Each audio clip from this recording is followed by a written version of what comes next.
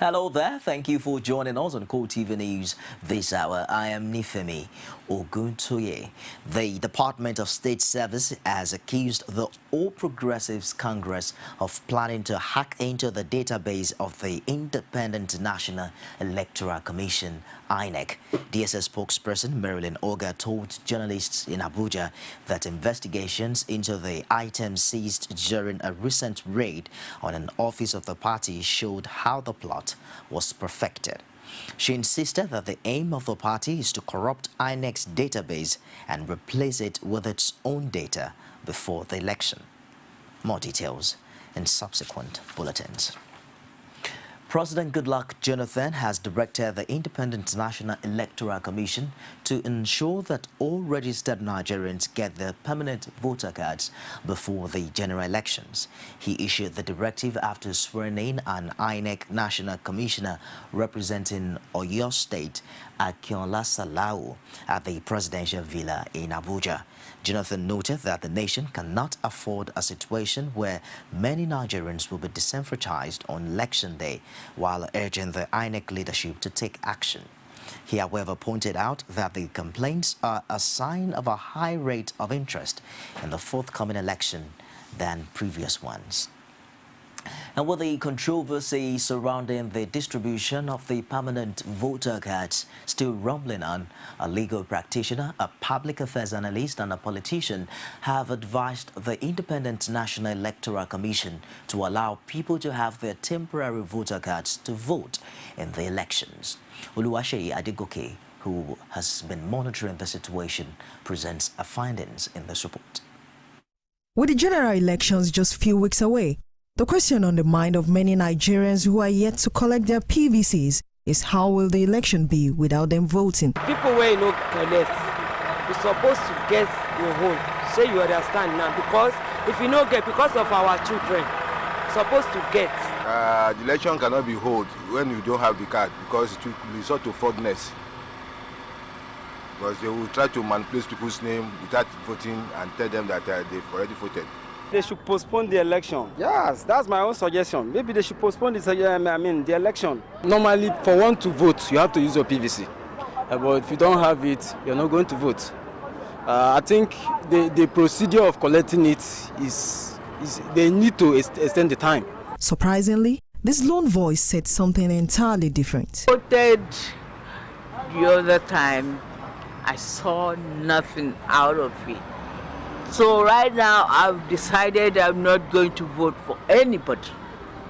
Not ready to vote. I'll stay at home and relax. For this public affairs analyst, Austin Unorum, Nigerians should trust the electoral umpire, INEC. I have no doubt that INEC is aware of the position of people who haven't collected this, and they also understand that they have to fully be prepared for these elections. They can't afford to fail Nigerians. And honestly, with all sincerity, with the past past results we have had from INEC, I think we still have to give them a chance. It's 40 days to election right now. The publicity secretary of the Conference of Nigerian Political Parties, SMART Onyema, and a legal practitioner, Monday Ubani, however, advised that INEC should have a rethink on the PVC stand so as not to disenfranchise a lot of people. The election will come and people will vote. But my advice is, if they don't have the capacity to produce such a number of PVC now, they should allow people that have the slip, that are registered, to vote. I think the INEC should take a rethink about this issue of insisting on using permanent voters card if majority of Nigerians have not collected that PVC, and then maybe have a way of accommodating those with temporary voters card. That is my take. Unless they improve on their level of giving out the PVCs, because most people have been going to the local government areas where they say they can go nearest to their, and they are not being attended to. Nobody is there to attend to them. And so if you have succeeded in depriving many Nigerians the opportunity of exercising their franchise in 2015, so how constitutional, how legal is that election? Most Nigerians still hold on to the hope that INEC will yield to this advice for them to use temporary voter cards. Oluwaseyi Adegoke, CoreTV News, Lagos. President Goodluck Jonathan has set the wheel of his re-election bid in motion by inaugurating his campaign team headed by Hamadu Ali. In his address, the president charged the team to initiate and maintain a fact-based campaign within the confines of law as well as civility and decorum. But Pius Ahmed reports that it did not stop his campaign coordinator from raising issues on Muhammadu Buhari's age and the certificate controversy. It's a full house of PDP leaders and members at the Legacy House. The event is the inauguration of the Jonathan campaign team, and already the party has brought hundreds of campaign vehicles to put at the disposal of members. The team is composed of over 200 members, with former PDP chairman Hamadu Ali as Director General. President Jonathan charged the committee to project an issue-based campaign within the confines of the law. In the coming campaigns and elections, we must see to it that Nigeria triumphs and that democracy wins. No other cause can be greater than the Nigerian cause. Without Nigeria, there will be no president. We have an obligation to consolidate our democracy, strengthen our institutions, and project Nigeria positively by running a disciplined, issue-based, and civilized campaign. That is my challenge to all of you here today. The president also took out time to give an account of his administration's strides. He expressed his willingness to ensure a free, fair, and credible election. But first, he has to address the threats issued by the opposition to run a parallel government if the 2015 election is rigged in favor of the ruling party. The coming general elections will be free, fair, credible, and violence-free. I made that pledge with all seriousness, and I fully intend to fulfill it. People who feel they fail election, they will form parallel government, we will see. At a time the PDP is facing its biggest challenge since 1999, the task ahead may seem enormous, but the campaign director general is optimistic that the party will excel. We are the defending champions with the belt tightly around our waist already. Therefore, we will not behave like a desperate opposition. He was also quick to launch a subtle attack on the candidacy of Muhammadu Buhari. Nigeria deserves a better leadership than the candidate who has no certificate to tender as requirement for entering an election.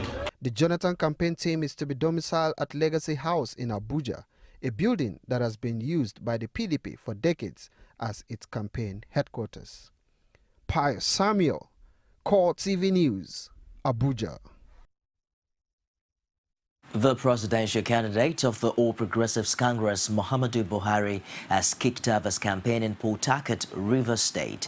Speaking at the rally, Buhari urged Nigerians to collect their permanent voter cards and wait patiently on election day to vote and defend their votes.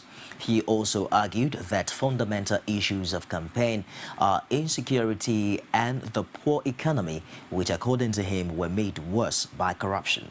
The rally also saw the party flag being handed over to Dakuku Petersai as the governorship candidate in the state, while over 1,000 PDP supporters were received by APC leaders.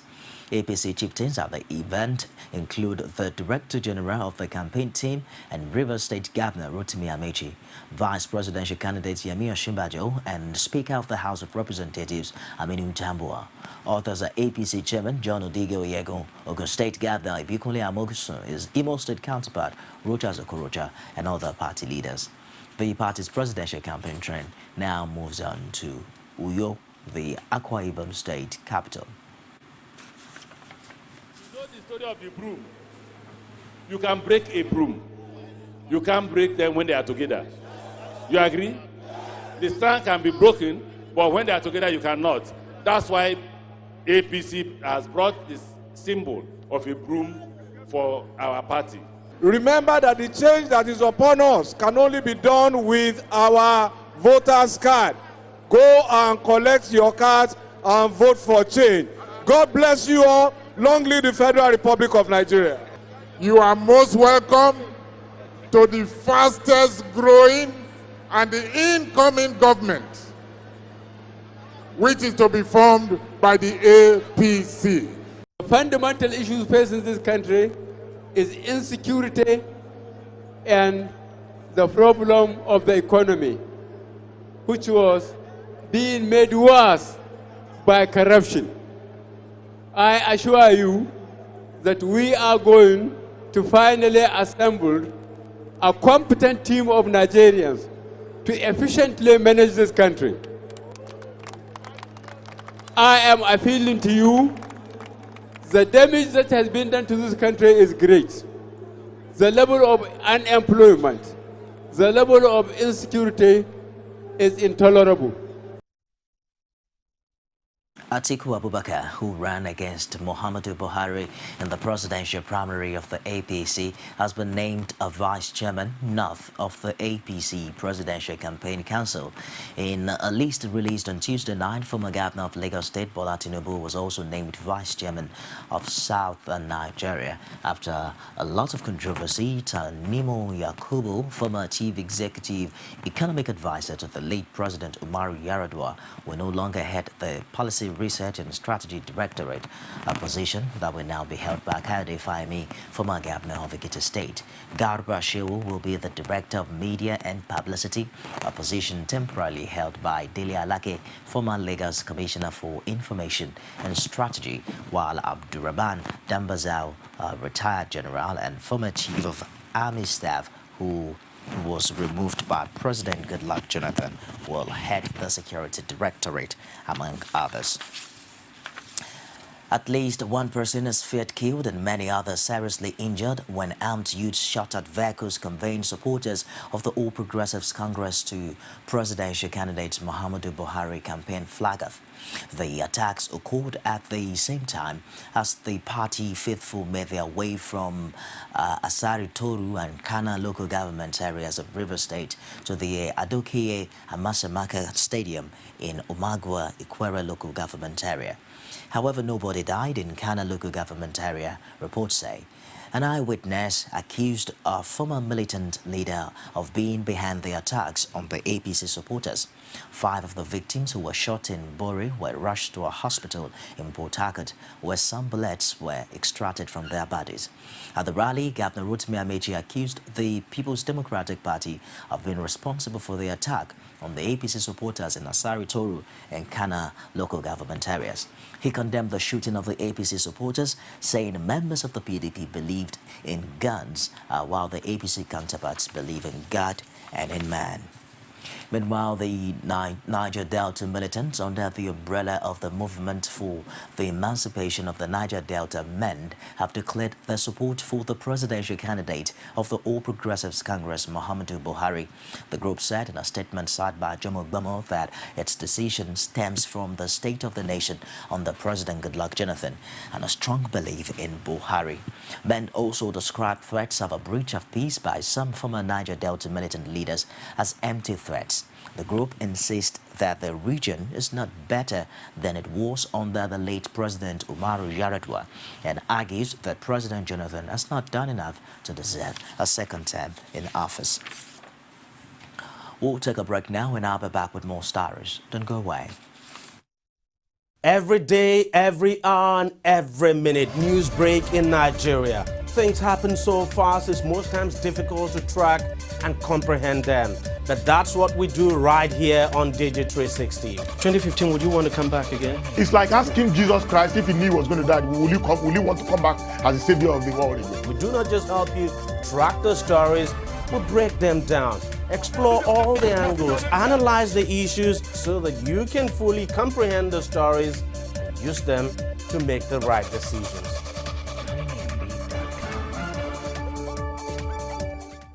Welcome back. You can get all of the top stories on any of our social media platforms. On Facebook, it's facebook.com/CoreTV News. Our Twitter handle is at CoreTV News NG.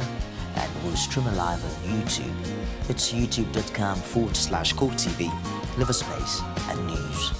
Moving on now, President Goodluck Jonathan has held a closed-door meeting with governors of the northeast states of Adamawa, Borno and Yobe on the security situation in the area. Also at the meeting was security and defense chiefs as well as some cabinet members. At the end of the meeting, Chief of Defense Staff Alex Bade hinted that more troops may be sent into the northeast to build confidence ahead of the election.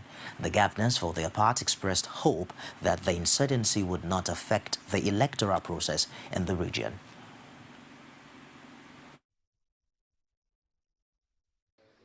Elections, as I told you, were conducted in Syria, in Iraq, in Afghanistan, and in so many other war-torn places, places that are more devastated than the northeast. Elections can be held in the IDP camps. It's human beings that conduct elections, not spirits or anything. And the human beings that are there, because my take on it is that, are we giving up to the Boko Haram? Are we giving in to their antics by not holding elections? We have to tell them to their face that you can kill, as Malala Yousafzai said, you cannot kill our spirit. Mr. President invited us, the three governors, where the states have insurgencies, to brief him on our security situation in our various states. We have come in, briefed him, and then we told him what the challenges we have been facing, appealing to the federal government to deploy more troops in addition to what we have on ground to arrest the situation in our various states. Can elections hold in your states? Definitely. What are the challenges that you pointed out? Well, we need more troops. The troops on ground we have in our various states is not enough to contain the situation. If Borno State Governor Kashim Shettima has his way, news of Boko Haram activities would neither be on pages of newspapers nor on the airwaves. Speaking after a security meeting with President Goodluck Jonathan, the governor refused to mention areas under the control of the insurgents because it will amount to giving them publicity. He also reaffirmed his position that the sect members and their leaders are lunatics who do not deserve the sympathy of anyone. We had very fruitful deliberations, cross-pollination of ideas on how to find lasting solution to the insurgency bedevil as in that part of the world. And I'm an eternal optimist. I believe, and passionately too for that matter, that we shall have an enduring peace very soon. How especially soon? with the very robust framework on ground. I don't want to make a comment on the date or anything, but I believe our military is rising to the challenges of the times. Compared to your initial comment, the robust change you have seen? We believe that they will robustly respond to the challenges, to put it more bluntly. But I believe, as I said, I am an eternal optimist. We have to hope for the best against whatever odds. How many local governments are currently under insurgency in your state? Well, there are some local governments that are partially under the control of the insurgents. There are some that are largely under their control. But I really don't want to bolster the Boko Haram by quoting numbers and figures, because these lunatics bask in the oxygen of publicity. The more publicity they get, the more happier they become. I don't want to give them that luxury. But we don't have any option than to win this war. We shall, we must. We have no option, my brother. Elections will be held by the grace of God. What about the Chibok girls? We have offered succor and support to the parents of the girls. How do you feel when you listen to Shekau say that we are still asking girls that have been married out to come back? Those girls have been married out and now we're joking about it. Shekau is a lunatic. It's a deranged element. He's not somebody that people should take, should deal with any modicum of respect. His actions are beneath the acts of even an animal, believe me. But as I said, we are not resting on our oars. We'll continue to support the military by providing them with quality information when it comes available. We believe, in spite of people's pessimism, that in the fullness of time, and not in a distant far off, we are going to get back the girls. Defense Staff Alex Bade has confirmed that Boko Haram insurgents have taken over Baga, the fishing town that has since 1998 been the base of the multinational joint task force. He also affirmed that all the members of the multinational force do not have troops at the army base when the insurgents struck. Nigeria's defense chief is, however, optimistic that his troops would recapture Baga. No, they have not pulled out of multinational force because we have held several meetings. We are still part of multinational force. What has been happening is that they have not contributed people to the point of Baga. Chad had people on their own side, but I believe they have withdrawn. Niger had people with us. They too withdrew and left Nigeria only at the multinational joint task force headquarters. And Chad and all the other countries. What's your opinion, sir? Well, I wish it could be closed, but how do you close such a very large border? And it is not for military to close border anyway, is it? No, it's not for military. And what about the attack on the military base, sir? The attack on the military base in Baga? Of course, there was an attack. Then what happened, sir? No, don't worry. We are at work. Can we take back Baga? Why not? Following the wide speculations that have engulfed Plateau State and its environs and the security situation in Mangu local government area, Chairman of the Council Caleb Matfwang, while speaking on the development, set the record straight before journalists in Jos. He confirmed that 8 persons were killed while several houses were razed in a clash between the 4 villages, between the Fulani and the indigents in 4 villages of Mangu local government area of the state.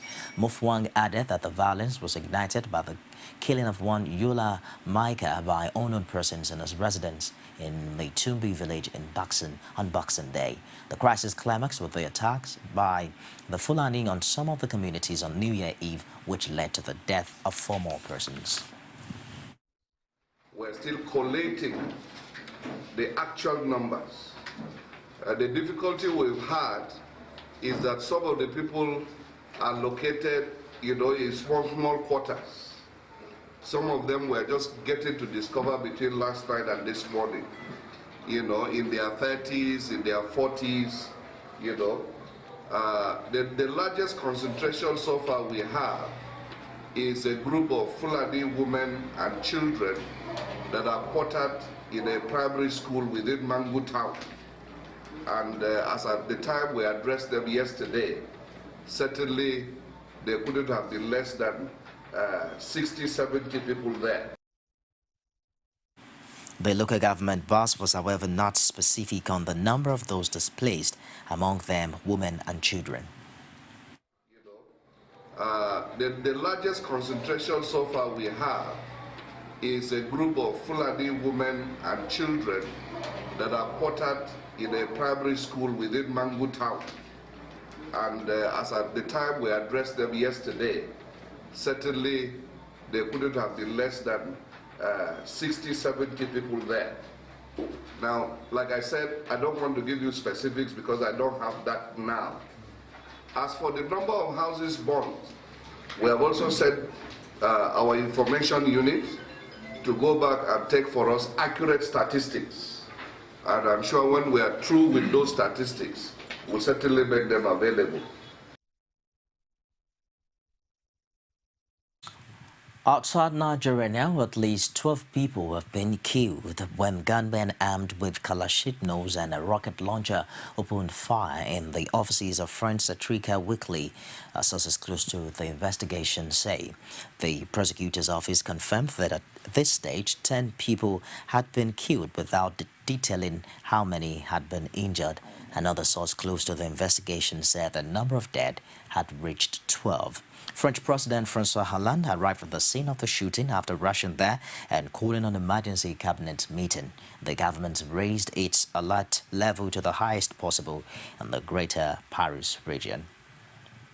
That wraps up this hour on CoreTV News. Join us again at the top of the hour for more stories. I am Nifemi Oguntoye.